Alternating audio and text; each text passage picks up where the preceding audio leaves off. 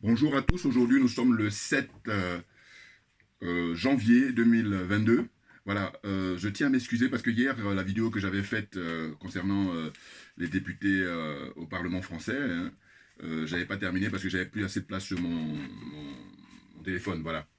Donc je vous prie de m'excuser. Et puis je vais terminer là-dessus rapidement parce que c'est la politesse que je vous dois. Donc c'est toujours pareil, c'est une question de moyens. Hein, voilà, donc je dis que à l'avenir, que si j'ai beaucoup plus de moyens, naturellement, je ne vais pas plus avoir ce genre d'incident. Cela dit, bon, je crois que vous avez bien compris. Et régulièrement, quand ça arrive comme ça que ça se coupe, ça veut dire que voilà, j'ai plus de place. Et donc voilà. Et donc veuillez m'excuser. Donc je me présente, c'est Djoubian qui est mon surnom sur le net. Et puis, accessoirement, je me veux comme étant spécialiste de la France. Voilà, c'est la raison pour laquelle, là, je parle des députés français. Pourquoi? Parce que leur taux d'abstentéisme au Parlement français est très, très fort. Et on se demande, mais les gens, ils sont payés à quoi faire, alors? Vous voyez? Là, aujourd'hui, je crois qu'ils se tournent autour de 8 à 9 000 euros, plus les avantages qu'ils ont. Hein. Rapidement, je vais lire. Euh, les députés français bénéficient d'un régime très avantageux par rapport aux autres Français, et de très loin, jusqu'en 2010, voilà, j'ai dû rappeler ça hier d'ailleurs, et même malgré cela, ils sont toujours très avantageux. Donc il y a eu réforme 2010, après 2018, il leur suffit de cotiser 31 ans pour bénéficier d'une retraite à tout plein. Voilà, ça j'ai dû le dire aussi. Voilà, donc on va passer à la suivante. Euh, la suivante, c'est quoi? C'est que j'ai dit, toujours pour les avantages des députés français, députés et sénateurs, hein, voilà, ils sont tous avantageux. Hein.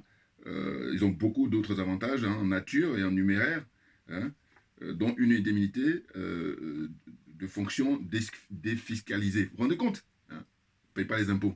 Parce que, voilà.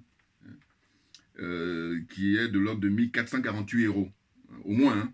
Donc, quand vous faites la différence avec le SMIC, sachant que le SMIC en France, aujourd'hui, je crois qu'il se lève pour 2021 à 1589 euros 47, hein, 1589 euros 47 brut, voilà. Et puis pour 2022, depuis janvier là, le SMIC en France s'élève à 1603 euros brut en 2022, vous voyez. Et donc quand vous faites le calcul du SMIC et puis ce que eux ils touchent, hein, entre, je vous dis aujourd'hui entre 8 et 9 000 euros par mois minimum, parce qu'après il y a les avantages, hein, TGV, enfin tout ça gratuit, vous voyez. Donc, finalement, ce qui les attire, c'est ça, en fin de compte. C'est aucune conviction. Hein, je dis très très peu, hein, sur les 577, sont attirés par la conviction. La plupart, c'est plutôt le confort de vie. Donc, il faut se dire les choses. Ah oui, parce que je dis, moi, ma religion, comme vous le savez, la vérité et la justice. À un moment donné, c'est quand même des impôts, hein, on paye des impôts. Allez, mec, et puis ils sont tranquilles. Voilà, n'importe quoi. Alors, donc la suivante, c'est euh, par rapport à, en fait, 18% des députés voilà, c'est ça. 18% des députés sont présents lors des séances publiques. 18%. On n'arrive même pas à la moitié, hein, parce que la moitié, vous êtes d'accord avec moi que c'est 50%. Donc 18% sont présents. N'importe quoi. N'importe quoi. Alors que c'est eux qui font les lois, hein, qui votent les lois. Hein, savoir la vie de tous les jours, quoi. Quand on dit les lois. C'est-à-dire interdiction de fumer, interdiction de boire, interdiction de rouler à 200 à l'heure, ou tout ce que vous voulez. Hein, voilà. Donc ils ont un rôle vraiment prédominant dans la vie en société. Et ces gens-là, ils se payent le luxe hein, de prendre de l'argent public, hein, encaisser comme ça tranquillement, et puis ils vont pas faire leur boulot parce qu'ils sont payés pour ça. Ouais, c'est pour ça que je compare au privé, mais au privé, vous n'allez pas aller au boulot, ben il faut justifier. Ben, sinon, on te licencie, tout simplement. Ben oui. Donc je dis que ceux qui sont absents pour des raisons médicales, hein, des raisons sanitaires, je comprends, c'est-à-dire qu'ils ont des problèmes de santé. Mais sinon, en dehors de ça, on doit être présent. Vous voyez. D'autant qu'ils ont des vacances et ils ont plein de trucs et tout. Enfin, surtout que, de toute façon, la discussion n'est pas. Elle a pas enfin, on ne doit pas discuter là-dessus parce que vous êtes payé pour ça. Point barre, c'est tout. Je veux dire, n'importe quoi. On va faire autre chose, voilà, ce que je dis souvent. Donc, on dit quoi? On dit que le 11 mai 2021, pour le premier passage par rapport à, comment on appelle ça, la loi sur le coronavirus, là, les députés étaient présents au nombre de 293. Voilà. On est toujours loin du compte, hein, 293 sur 577. Ouais, c'est très loin. 23 juillet 2021, en pleine nuit, il y avait 204 députés. En journée, ils étaient 216. Donc, entre-temps, il y a 14 personnes qui sont... Mais même là, encore pareil, on est encore loin de la moitié. La moitié, c'est le minimum. Voilà. Et que je dis, moi, personnellement, sur 577, on doit avoir 500. Voilà. Et quand je dis 500, même 550. C'est-à-dire que j'ai dit, la seule raison, c'est médical. Voilà. Autrement, tu dois être là. Voilà. Non, c'est trop facile. Alors, vous voyez. Donc là, on a pas avancé, parce que c'est pas ça, hein, mon sujet du jour. Je voulais juste terminer celui d'hier, là. Et puis, bon, ça y est, là, ils ont voté, hein, combien? Je crois que c'est 240. hein, c'est passé là, maintenant ça va aller au Sénat. Hein, pour le Pax vaccinal. C'est pour ça que j'ai tenu à faire cette vidéo en fait. Parce que là on est arrivé à un niveau qui est sans précédent. Bouleverser la vie sociale. Hein, ne pas respecter tout. Le code du travail, le droit civil, le droit pénal, la constitution d'ailleurs déjà. La loi suprême, elle n'est même pas respectée. Donc c'est pour ça que je dis toujours que la France est une république bananière.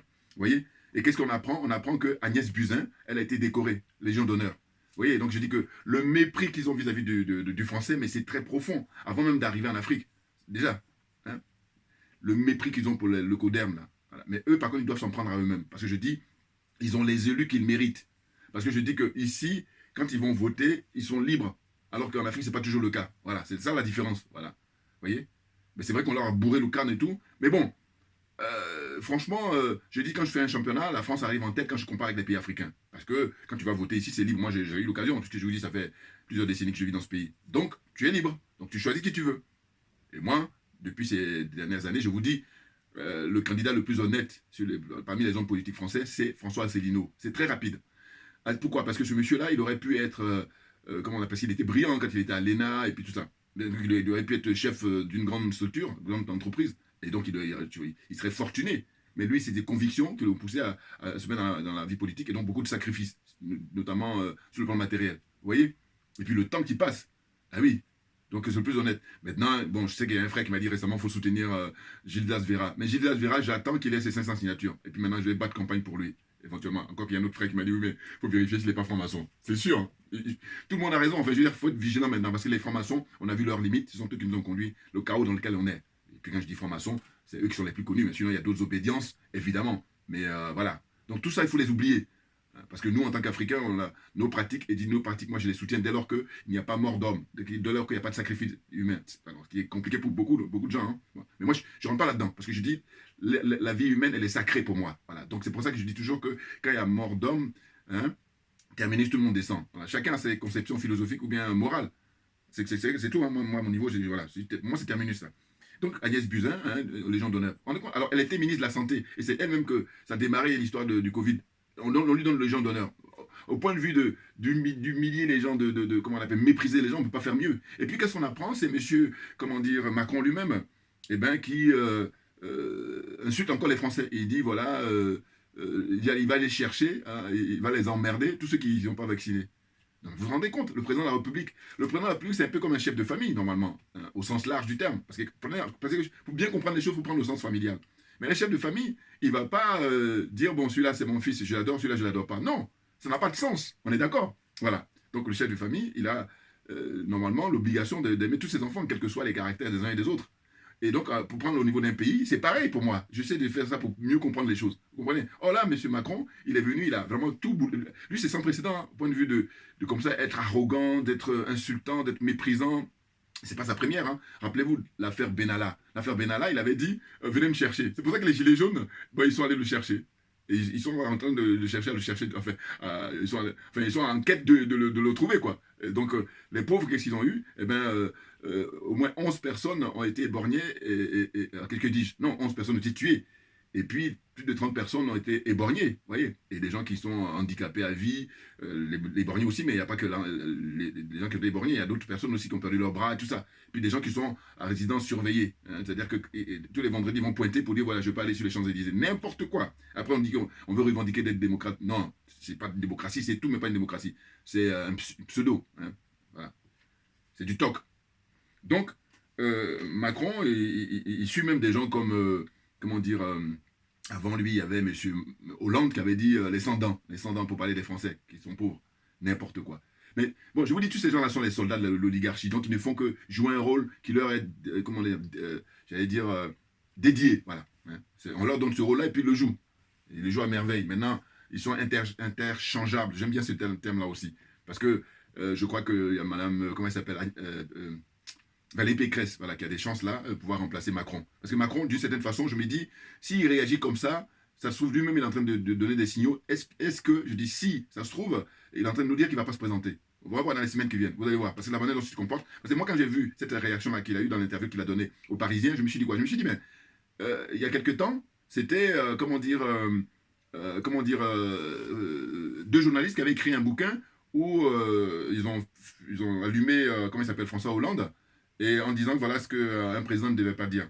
Excusez-moi, parce que là, je suis en train de préparer une vidéo que je vais vous montrer, parce que, en fait, c'est la vidéo que je voulais vous montrer aujourd'hui, parce que là, c'était juste de terminer la vidéo d'hier. Voilà, donc je vais vous montrer là. Et donc, en fait, en gros, ils disaient, voilà, ce que dans leur bouquin qu'ils ont écrit, hein, c'était il y a quelques années, 3 ans ou 4 ans, en tout cas, avant que Hollande perde enfin, soit éliminé, eh ben, ils ont récapitulé dans leur bouquin tout ce qu'un président ne devait pas dire. Donc, ils l'ont humilié, voilà. Et là, après, on a appris qu'il voilà, ne pouvait pas se présenter. Et là, je me dis, ça se trouve Hollande, Macron, il est dans cette démarche-là, mais c'est lui-même maintenant qui est en train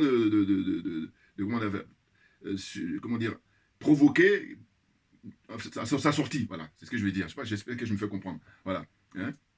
Je crois que les journalistes qui avaient écrit à l'époque, c'est Fabrice Lhomme. Ils ont même écrit aussi un peu sur Macron, mais là, ils ont un peu moins corsé. Tandis que pour Hollande, ils l'ont humilié. Et donc, tout ça, quand je me rappelle, je dis, mais non, mais il est en train d'annoncer. Est-ce qu'il n'est pas en train d'annoncer qu'il ne va pas se présenter, Macron?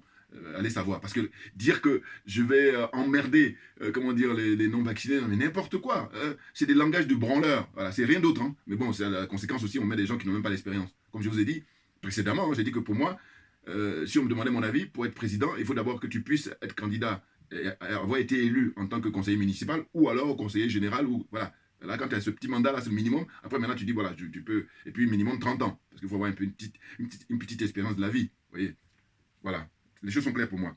Donc, je dis, avant lui aussi, il y avait Sarkozy qui, lui, parlait des racailles. En fait, donc, depuis Sarkozy, en fait, c'est la débandade. Voilà, il faut bien comprendre. C'est-à-dire que l'oligarchie se font plaisir. Voilà, pour humilier les Français. Parce que l'oligarchie, je vous explique, en France, ils ont d'abord comme religion l'argent. C'est-à-dire l'argent, c'est leur Dieu. Voilà, premier point. Deuxième point, qu'est-ce qu'ils font? Ils vous humilient, hein, et puis, comment dire encore? Ils vous ridiculisent. Ça, c'est dans le meilleur des cas. Hein. Ridiculisent et puis vous humilient. Puis, meilleur des cas aussi, vous divisent les gens. Voilà.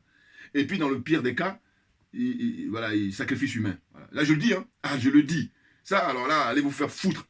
Voilà, parce que je veux dire, au nom de quoi les gens meurent artificiellement. Moi, mon premier là, hein, je vous dis, pour moi, la vie humaine, mais c'est la nature qui nous a amenés. Alors, d'autres vont parler de religion, tout ce que vous voulez, mais moi, je dis c'est la nature qui nous a amenés et que par conséquent, c'est la nature qui doit nous reprendre.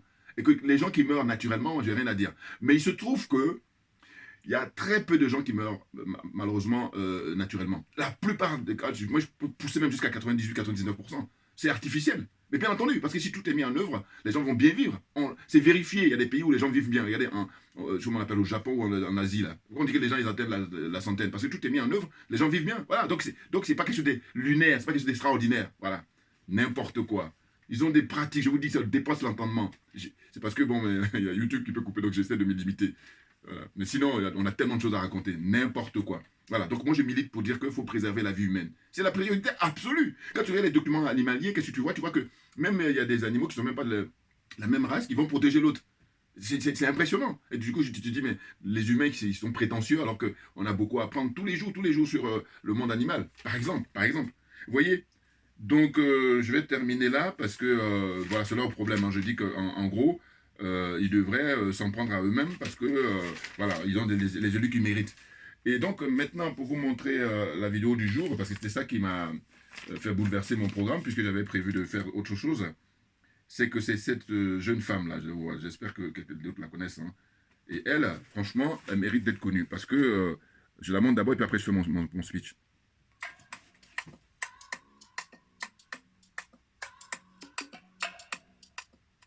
Étant donné qu'on grandit en France, moi, en fait, quand on pense Afrique, moi, je pense Sénégal, Côte d'Ivoire, Togo. En fait, je pense beaucoup à l'Afrique francophone et beaucoup moins à l'Afrique Nigeria, Kenya, etc. Donc, mes premiers voyages, c'était vraiment en Afrique de l'Ouest.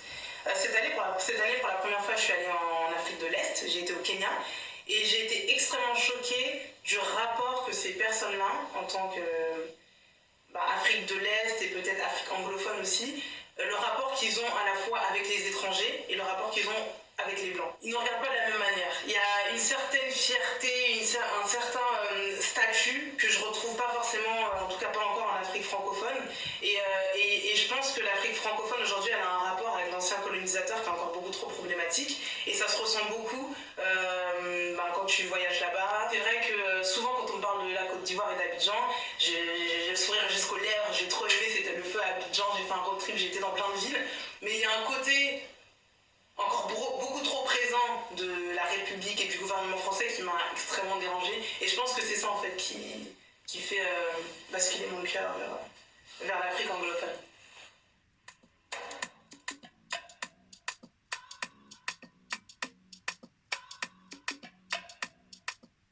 Le niveau du Rwanda, j'étais pas prête. J'étais pas prête de voir ce niveau d'infrastructure. J'étais pas prête de voir cette propreté dans les rues. J'étais pas prête au niveau sécurité, parce qu'on parlait tout à l'heure du fait d'être une femme seule, de voyager seule. Au niveau sécurité, je me suis jamais sentie aussi safe dans un pays, et je parle pas uniquement de l'Afro-World, je parle de tous les pays en général. Quand je suis arrivée, en fait, j'avais faim, il était déjà 23h. J'ai demandé à ma propriétaire de Airbnb où est-ce que je peux aller manger elle me dit voilà, il y a ce restaurant là qui est à 10 minutes. Je lui dis ok, ça coûte combien en taxi, je négocie combien. Elle me fait non, mais tu vas à pied. Et je fais ok, bah non, c'est ça en fait, je veux pas marcher à pied en Afrique à 23h, c'est combien de taxi. Elle me dit non, mais je t'assure, ici c'est hyper safe et tout, tu peux y aller. Et donc j'y vais, je marche, et effectivement, en fait là-bas personne te calcule. Alors que dans d'autres pays où je pouvais aller, les gens te regardent, regardent ton téléphone, etc. Là, personne ne te calcule, c'est hyper safe, c'est propre partout. Et quand je voyageais, parce que du coup je voyageais seule, j'étais en road trip, donc j'allais de ville en ville. Franchement, la gentillesse, là, c'est que j'ai trop aimé. J'ai trop aimé les gens, bien évidemment, donc, comme je viens de le dire. J'ai aimé aussi l'histoire du pays, la résilience. Le drame du génocide, c'était il n'y a même pas 25 ans. Voir comment ce pays-là est aujourd'hui, alors qu'il y a 25 ans, c'était on connaît tous cette histoire-là. Je me dis, mais c'est fou en fait, parce qu'il y a 25 ans, d'autres pays étaient dans des niveaux peut-être plus avancés, et ils n'en sont pas là aujourd'hui. Et je pense qu'une des forces du coup du Rwanda est qu'ils n'entretiennent pas d'étroits rapports avec leur ancienne puissance coloniale. Je pense que ça joue aussi un peu.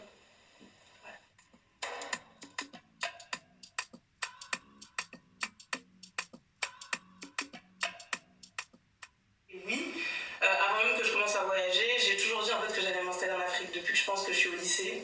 J'ai dit que j'allais m'installer en Afrique en ayant été seulement une seule fois au Ghana. Pourquoi, je sais pas. Mais en tout cas, plus je voyage et plus c'est triste ce que je dis en fait. Mais en fait, plus je voyage et moins je me sens à ma place ici en France. C'est extrêmement bizarre. C'est parce que je suis née en France, je suis même pas née en Guadeloupe, je suis née en France. J'ai grandi en France, tous mes repères sont en France, ma famille, mes amis, vraiment toute ma vie est en France.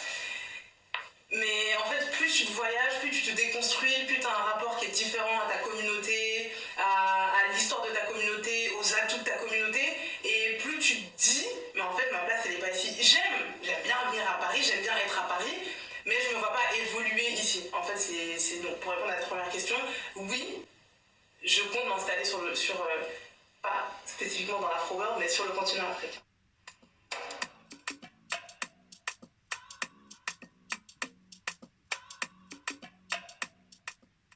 Mes collègues aiment bien me rappeler ça des fois quand je dis ouais, je vais en France ou je vais en Guadeloupe, ils aiment bien me dire ouais, mais la Guadeloupe c'est la France et tout, c'est pareil. La Guadeloupe, si vous voulez, c'est la France, mais avant tout c'est une ancienne colonie française, et c'est une colonie, ça déplaira peut-être à certaines personnes, c'est une île qui aujourd'hui est encore gérée beaucoup comme une ancienne colonie ou comme une colonie actuelle. Il y a beaucoup selon moi, de néocolonialisme en Guadeloupe. C'est une île qui est gérée à 90% par des gens qu'on appelle les béquets, qui sont en fait les descendants des anciens esclavagistes. C'est vraiment les enfants des gens qui mettaient des Noirs en esclavage. Et c'est ces gens-là qui aujourd'hui contrôlent 90% de l'économie de l'île.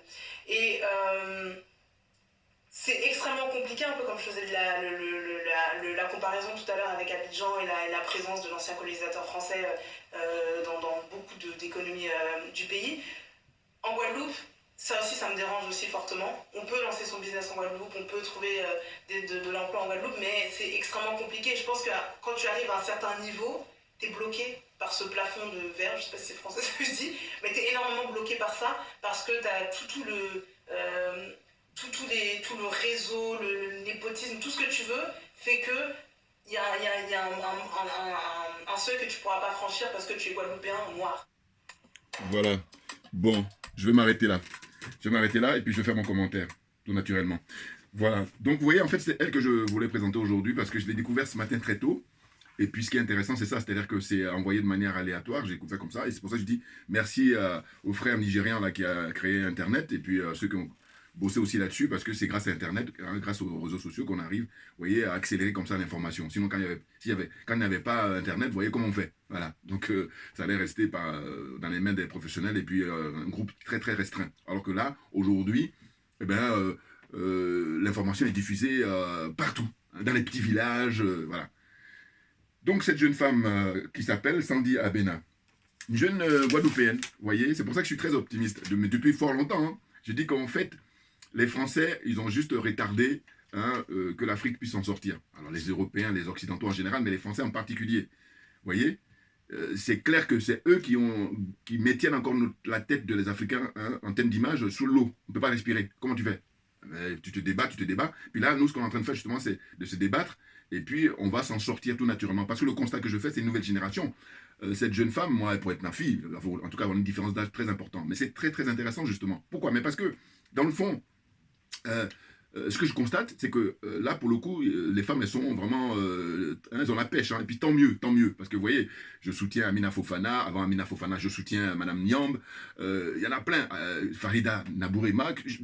Alors là, je ne sais pas ce qu'elle devient maintenant. Dans tous les cas, elle a beaucoup milité. Elle est fatiguée, la pauvre, je peux la comprendre. Parce que le Togo, c'est du lourd. La France-Afrique au Togo. Mais, hein, et puis là, ils emmerdent le Mali. Alors que le Togo, depuis qu'il est au pouvoir, d'abord son père, Yadema. Hein, Yassingbe Yadema. Et ensuite le fils fort et Yaldema. Donc, faites le cumul du nombre de Togolais qui ont été tués, parce qu'ils ont manifesté pacifiquement. Vous voyez? Donc, les emmener devant les tribunaux, mais c'est très peu que de le dire, évidemment. Et puis, comme je vous ai dit, moi, on t'emmène en prison, on te juge, et puis c'est pédagogique, même c'est diffusé en direct.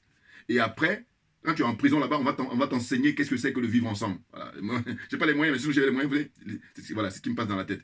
Eh oui, non, ça ne m'intéresse pas de tuer. Non. Par contre, on t'arrête, on te juge. Et puis maintenant, pédagogique. Oui, parce que c'est la meilleure façon pour que ça ne recommence pas. On est d'accord. Quelqu'un me trouve une autre solution. La meilleure. Pour moi, la meilleure, c'est ça. On t'arrête. Si on se veut, en tout cas, ils disent toujours civilisé. Mais tu dis quoi? Tu tues les gens. Peine de mort aux États-Unis. N'importe quoi. Non. Il faut juger publiquement, diffuser à la télévision. On pose toutes les questions. Il a sa défense. Et puis voilà. Tout est établi. Maintenant, on te donne ta peine. Tu vas en prison. Puis on va t'éduquer. Parce qu'il y en a qui manquent de ça. Donc, la vie en société, voilà ce qu'il faut faire. Moi, c'est vraiment indispensable. Oh, il y a des gens là qui ont des postes, ils sont pas à leur place, en fait. Voilà, c'est ça. L'escroquerie morale d'abord et puis matérielle ensuite. Donc, je reviens à cette jeune femme vraiment qui est brillante. Hein. Elle est cadre dans une entreprise. Hein, donc, voilà. Et donc, quand je l'ai découvert, je dis, putain, c'est génial. Parce que sans la connaître, eh bien, figurez-vous que on a les mêmes conceptions de le monde négro, c'est-à-dire l'histoire du monde noir. Voilà. Donc, elle a créé son site web. Hein, c'est... à Benafrica, hein, je vais vous envoyer le lien après. Hein.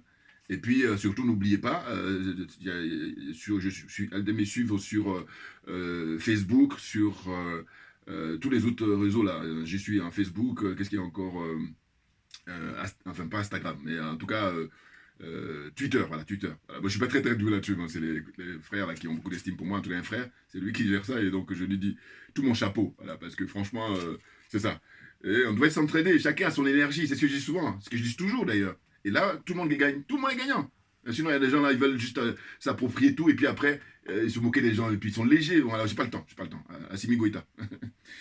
Donc, alors, cette jeune femme, elle est guadeloupéenne, de par son père et sa mère, et je dis d'abord, je rends hommage à ses parents. Ah oui, parce que une bonne éducation. Pourquoi? Parce que moi, je suis en France depuis un certain nombre d'années. Je peux vous dire qu'il y a le problème justement anti-antillais et africains.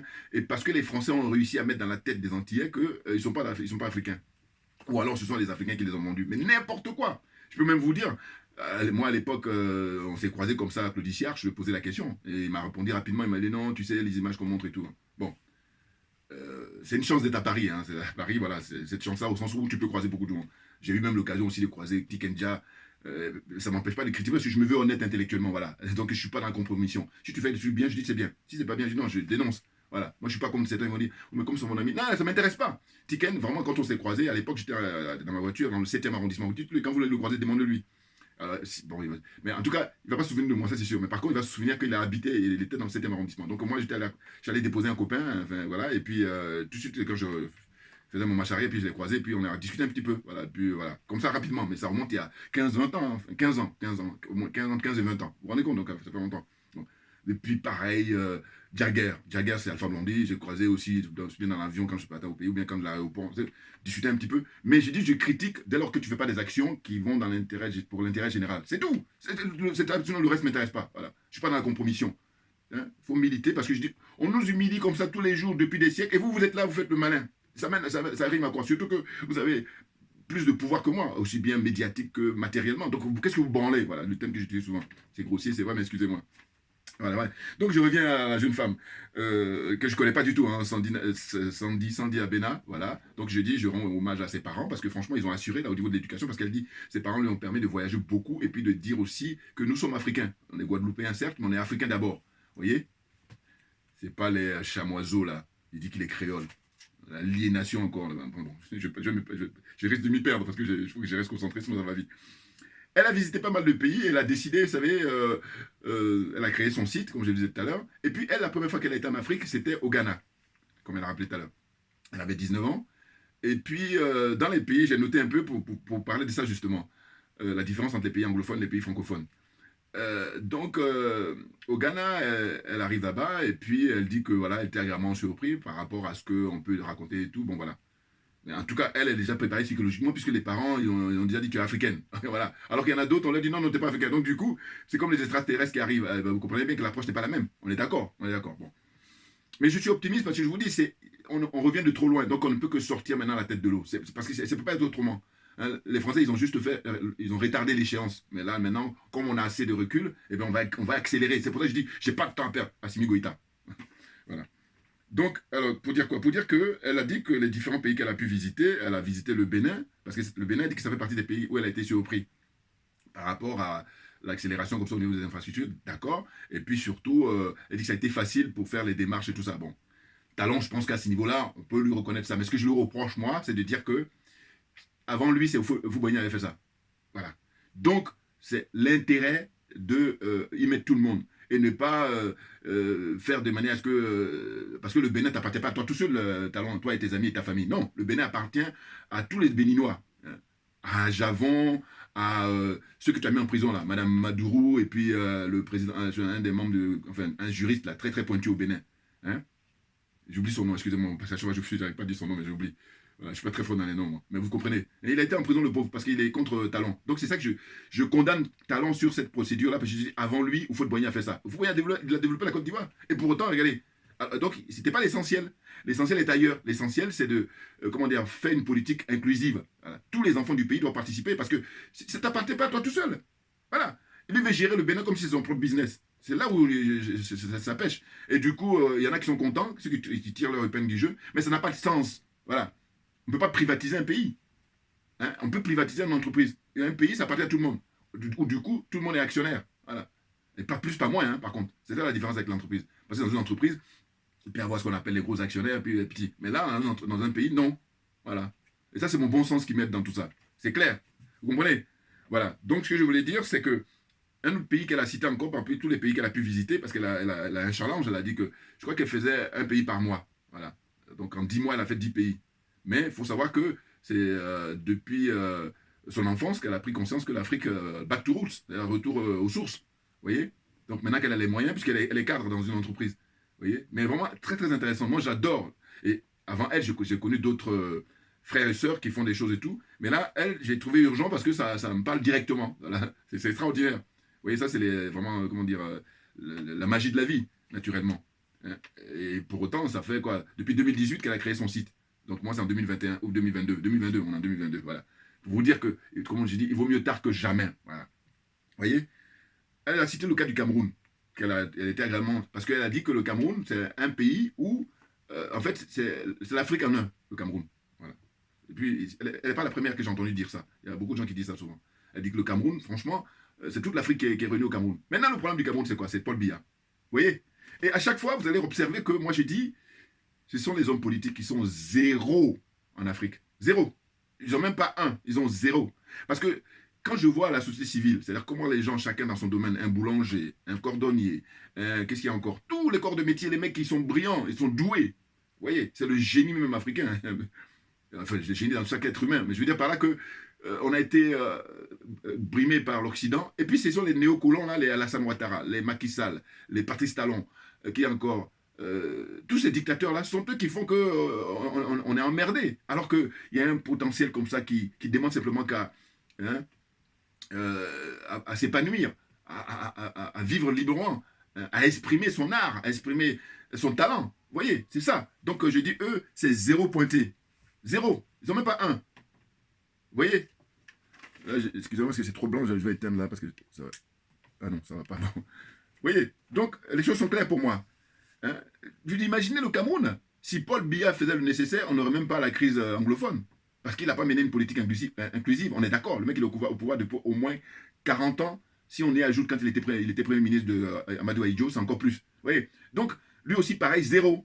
Tous les sardinats, là, j'ai pas le temps. Je n'ai pas le temps. Parce que, attendez, qu'est-ce que c'est que ces gens-là? Le pays appartient à tout le monde. Donc, tu dois mener obligatoirement, sinon, va faire autre chose. Va faire autre chose. C'est tout. Alors, évidemment, ils vont faire le gros dos. C'est ça qu'ils font d'habitude. Mais c'est pas pour autant que vous avez raison. Enfin, bon, on est d'accord. Parce que vous n'êtes pas dans la vérité. Et moi, je dis, ma religion, c'est la vérité et la justice. N'importe quoi. Vous comprenez? Donc là, pour poursuivre, elle a parlé de la Côte d'Ivoire. Voilà. Elle n'a pas dit que la Côte d'Ivoire, bon, là, ouais, c'est bling-bling. Mais comme je vous ai toujours dit, c'est trop blanc. Excusez-moi, mais bon, je m'excuse, hein, parce que là, je n'ai pas assuré là, au niveau de l'éclairage. Bon, c'est indépendant de ma volonté, vous comprenez? Vous voyez? Donc elle dit, voilà, quand elle arrive en Côte d'Ivoire, c'est tout beau et tout ça, mais par contre, il y a la présence française qui est vraiment, c'est très flagrant. Elle a fait un peu le comparatif, vous voyez, avec la Guadeloupe, hein, pour terminer la vidéo. Elle dit que la Guadeloupe, voilà, 90% au moins, est détenue par les béquets. Ce sont les enfants des esclavagistes. C'est incroyable, on est au 21e siècle, et ils veulent continuer ces parties. Mais ça, c'est très français, hein. Ah ben, c'est ça la différence. Ben oui, c'est pour ça que je dis qu'il faut toujours comparer. Les autres pays en Afrique ont été colonisés par les Belges. Les Belges, ils n'ont pas eu assez de force, parce qu'ils ont très vite largué les Français, maintenant ils ont repris. Voilà, je parle de RDC là. Et Rwanda aussi, ils ont colonisé quand même. Vous voyez. Mais vous avez les Belges, vous avez les Italiens, tout ça c'est des petites doses. Mais les grosses doses même, c'est-à-dire ceux qui ont vraiment pris les gros morceaux, c'est les Anglais d'abord et les Français ensuite. Puis après viennent les Portugais, un petit peu les Espagnols. Vous voyez, puis les Hollandais là, ouais. Donc les mecs ils se sont fait plaisir. Et maintenant, vous récapitulez, vous dites, bon voilà, depuis que et puis maintenant au 21e siècle, excusez-moi, qu'est-ce que ça donne? Quand on fait le bilan, qu'est-ce que ça donne? Vous voyez? Et son coup de cœur, ça a été le Rwanda. Voilà. Et bien le Rwanda, c'est la même histoire. Hein. Parce que le problème du Rwanda, c'est que effectivement, avec pas mal de frères, la lumière est très forte. Hein. Excusez-moi, mais vraiment, je sais, c'est pas évident. C'est quand j'éteins aussi, voilà, on voit rien. Je m'excuse. Donc, le Rwanda, pourquoi on a la discussion avec d'autres frères? Parce que, évidemment, c'est clivant. Il y en a qui sont contre, comment on appelle ça, le président rwandais, Kagame. Mais moi, je ne suis pas un fan de Kagame, contrairement à ce qu'on peut imaginer. Je dis simplement que Kagame n'est pas pire que les Alassane Ouattara. Donc, pour moi, ils sont pareils. Maintenant, la seule différence que je lui accorde, lui, c'est que, regardez, par exemple, il a une dignité. Ils n'ont pas de dignité, eux. Hein. C'est clair. Kagame s'est permis, par exemple, de ne pas recevoir Macron avant Assimi Goïta. Alors ils vont toujours dire oui, mais il a le bras armé. Mais moi, la réponse que je leur apporte, je leur dis écoutez, la nature a horreur du vide. Donc lui, tout ce qu'il fait pour son pays là, ben quel est RDC là? Regardez Tshisekedi. Voilà. Il y a un monsieur que je connais, hein, un monsieur congolais que je connais depuis des années. Eh ben, on est en contact sur WhatsApp, il me donne plus de nouvelles parce que je lui ai dit, parce que lui à l'époque, quand Tshisekedi n'était pas encore venu au pouvoir, il critiquait, dès qu'on se croise, il critiquait, comment on appelle ça, l'autre qui était auparavant, hein, qui était avant Tshisekedi. Voilà. Kabila, là.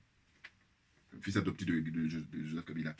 Et bien, il le critiquait en disant non, c'est pas un Congolais, c'est un Rwandais. Moi, je l'écoutais. Mais par mon bon sens, je dis, mais qu'est-ce qui branle les hommes et les femmes politiques congolais si c'est leur pays? Ben, qu'ils se montrent patriotes. Et là, s'ils se montrent patriotes, s'ils pensent tous les jours, quand ils se réveillent et puis jusqu'à ce qu'ils aillent dormir, le sacrifice de Patrice Lumumba, eh bien, ni les Américains, ni les Français, personne ne peut prendre leur richesse. Or, ces gens-là, ils sont, comment dire, des aliénés, des complexés, des corrompus, même s'ils ne font pas partie du CFA. Mais c'est tout comme. Parce que, je lui dis, au moment où nous on milite pour sortir des bases militaires, eh bien, tu sais qu'il est en train de signer avec les Français pour que les bases militaires s'installent sur lui. Est-ce que vous trouvez ça du sens? Et vous trouvez qu'il est mieux que Kagame, ce gars-là? Non. Ce qu'elle dit, la jeune femme, qui est vraiment très très fort, et d'ailleurs j'ai remarqué, tous les gens, moi j'ai pas encore été au Rwanda, mais toujours quand il y a l'occasion d'aller au Rwanda, à chaque fois, ils signalent qu'il c'est propre. Mais c'est pas rien. Premier point. Deuxième point, la sécurité. Mais c'est excellent. Pourquoi? Mais parce qu'il n'y a rien de tel. Dans le monde entier, vous pouvez aller où vous voulez. Et même ici en Europe, même le Rwanda à ce niveau-là doit battre, parce qu'il y a beaucoup de gens qui ont signalé ça. Hein. Elle parle de la sécurité. Elle dit qu'à 23 h, là où elle était hébergée, dans l'hôtel, elle a dit, appelez-moi un taxi, je vais aller manger dans un petit restaurant et tout. Et la dame lui a dit, à l'accueil, elle dit, non, non, non, pas besoin. Elle dit, comment ça? Elle dit, mais non, allez-y. Elle a fait confiance, parce qu'elle n'était pas très rassurée. Et elle-même, elle le dit là. Hein, elle dit, mais voilà, nickel. C'est-à-dire que personne ne te calcule. Mais ça veut dire quoi? Ça veut dire que le président rwandais, il a mis dans la mentalité de ces gens-là, avec la résilience, c'est-à-dire que voilà, puis il faut dire qu'ils ont ça aussi au départ, parce que là, si tu n'as pas ça, c'est difficile, alors que là, il a pas... Donc voilà, il a éduqué son peuple, et de manière à ce que ce qui ne t'appartient pas, tu ne vas pas agresser les gens, tu ne vas pas faire n'importe quoi, les gens sont éduqués. Là, voilà. Donc c'est pas rien, c'est pas rien. Vous voyez, de pouvoir te balader comme tu veux. Alors évidemment, il a un régime militaire, mais sauf que il n'est pas pire que les gens Eyadema, il n'est pas pire que Bongo. Et puis d'ailleurs, il faut regarder le développement de ces pays-là. Oui, c'est ça. Là, le summum, c'est ça. Hein. Dites-moi, hein, est-ce qu'il y a un enrichissement personnel de Kagame? Parce que je dis, c'est le seul point où je ne vais pas être d'accord. Encore que. Parce que je dis, il fait un enrichissement personnel peut-être, mais regardez, ceux qui ont fait le voyage, regardez les témoignages qu'ils ont. Voilà. Donc moi, je n'ai jamais été, mais je me fie. Et là, c'est beaucoup plus objectif, là. Voilà, puisque c'est d'autres personnes que je ne connais même pas qui parlent du Rwanda. Vous comprenez? C'est la raison pour laquelle j'ai dit qu'il faut arrêter. Il faut simplement culpabiliser hein, les ressortissants qui font de la politique en RDC. Ce sont eux qui sont les premiers responsables, et pas Kagame. Sinon on est malhonnête intellectuellement. Là, c'est clair. Ah oui, n'importe quoi. Il faut reconnaître. C'est une fausse analyse. Hein, voilà, l'erreur est humaine. Donc là, c'est une erreur d'analyse. Moi, je dis, ma façon de procéder, je mets la pression sur Tshisekedi et puis tous les hommes et femmes politiques au Congo, plutôt que d'accuser Kagame. Parce que si vous accusez Kagame, moi, dans ma réflexion, je dis, mais Tshisekedi, justement, et puis les autres, là, ils vont se mettre derrière vous, vous qui accusez Kagame, vous dites, attaquez-le, c'est lui le diable. Non, non, non, ça ne m'intéresse pas, juste c'est vous qui êtes les responsables. Voilà, il faut qu'on soit d'accord. N'importe quoi. Voilà, donc je termine là, aujourd'hui, hein, ma vidéo. Je voulais rendre hommage à Sandy Abena, je vais vous envoyer les liens. Et vraiment, bravo. Voilà. Et donc, tout est réuni pour qu'on soit optimiste. Et pourvu qu'on ait les hommes capables, les femmes capables pour occuper les postes publics. Voilà. Surtout la politique. Parce que pour l'instant, là, c'est zéro. Hein, et c'est de bon augure parce qu'on a Amina Fofana, on a Madame Yamb. Madame Yamb, par exemple, elle mérite un poste hyper important. Parce que par rapport aux idées qu'elle peut développer et tout. Qui est encore Farida Naborima, je la vois bien au Togo, occuper des postes importants, qui est encore Amina Fofana. Bouya. Voilà, parce qu'elle, elle marche pas ses mots, et puis droit au but. Vous comprenez? Et puis là, le colonel Assimi Goïta. Hein. Et puis au Sénégal, il y a, comment dire, le frère Marius Sagna, et puis surtout l'honorable Ousmane Sonko. Voilà, ces gens-là, quand ils vont occuper les postes, eh ben, on peut être sûr qu'on n'a plus rien à envier, à venir ici au froid, s'emmerder. Voilà, on est d'accord, on est d'accord. Voilà. Merci beaucoup pour votre attention. Évidemment, il y a d'autres pays qui m'échappent, hein, naturellement. Mais moi, je vous dis, une fois que tu as compris comment on appelle la formule, après, on peut l'appliquer partout. Hein. Un peu comme je dis, ce que vient de faire là, le Mali, eh ben, tous les autres pays doivent reprendre hein, les assises pour mettre les choses à plat. Et en premier, la Côte d'Ivoire, parce que là-bas, il y a eu la crise, là. Voilà. Et alors, il se passe ça, ils font de la marmaille, hein, tantôt que je dise qu'on va reprendre les choses pour dialoguer, et puis une semaine après, c'est le procureur qui vient dire, voilà, je mets en poursuite M. Bédier, M. Gbagbo. Là, pour le coup, je vous dis, moi, Ouattara, je dis qu'il n'était pas politique, mais là, il est en train de faire de la politique, là. Hein.